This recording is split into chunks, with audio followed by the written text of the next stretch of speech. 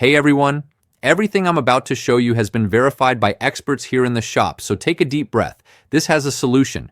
If your Civic suddenly shows the message Hill Start Assist problem, don't freak out thinking your car has gone crazy. What it's really saying is something like, "Hey, I'm not sure I can hold you still on a hill when you release the brake." It's a safety warning because the system detected that the Hill Start Assist might not be working properly. Now, the interesting thing is that in many cases, this message doesn't mean your Hill Start Assist is actually broken.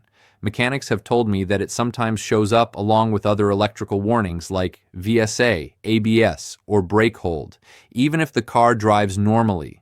This usually indicates that the problem is more electrical or a communication issue between modules, rather than a real mechanical failure. One of the most common culprits is the battery or its connections.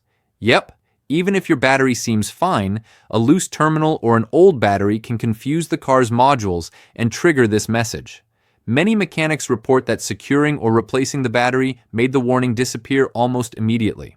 If the battery is fine, the next step recommended on forums is to do a system reset. Disconnecting the battery for 10-15 minutes works like a reboot for all the modules and often eliminates ghost errors like this one. It's like restarting your computer when something starts acting up for no reason.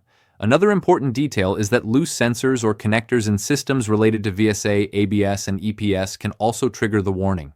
Cleaning connections, securing wires, and making sure everything is properly connected has helped many owners get rid of the message without spending extra money. Finally, if after checking the battery, doing a reset, and verifying connections the warning is still there, forums agree it's time to take it to the dealership. There they can read all the modules with the right tools, do software updates, and check for any TSBs that don't show up with a generic scanner. Sometimes the problem is fixed with a software update rather than an expensive replacement.